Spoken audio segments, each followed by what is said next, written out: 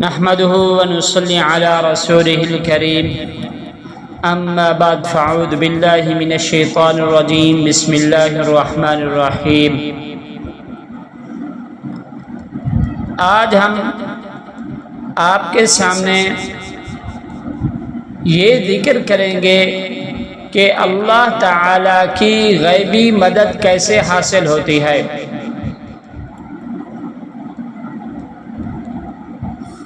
تجوید و قرات کے مشہور امام حضرت عاصم رحمہ اللہ تعالی خود اپنا ایک واقعہ سناتے ہیں کہ ایک مرتبہ میں خود افلاس تنگ دستی میں مبتلا ہو گیا۔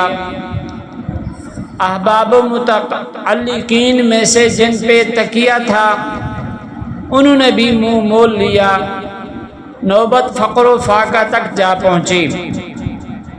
بالآخر مجبور ہو کر ایک رات جنگل میں چلا گیا اور صلاۃ الحاجت پڑھ کر عز و انکساری کے ساتھ گر گڑا کر ان مقدس کلمات کے ذریعے دعا مانگنی شروع کی۔ حضرت امام عاصم رحمۃ اللہ تعالی فرماتے ہیں، میں دعا سے فارغ ہو کر ابھی اسی جگہ بیٹھا ہوا تھا کہ میں کیا کروں، اس سوچ بچار میں مشغول تھا تو اچانک میرے سامنے غیب سے ایک تھیلی آ گری۔ میں نے اسے من جانب اللہ نعمت سمجھ کر اٹھا لیا۔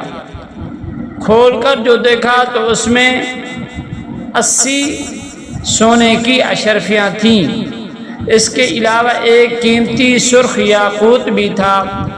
امام صاحب فرماتے ہیں کہ اسے میں نے اپنے مصرف میں لے لیا، جسے میری اولادوں کی اولادیں پشت پشت تک کھاتی رہیں۔ وہ مقدس کلمات کون سے ہیں؟ وہ مقدس کلمات یہ ہیں، یا مسبب الاسباب ویا مفتح الابواب یا سامع الاصوات یا مجیب الدعوات یا دافع البلیات یا قاضی الحاجات۔ یہی وہ کلمات ہیں جو میں پڑھتا رہا۔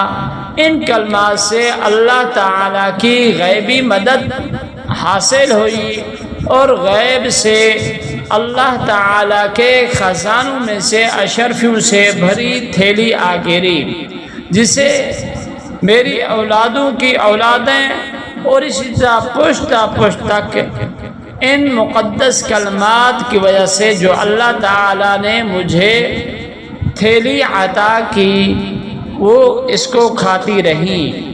وما علینا الا البلاغ۔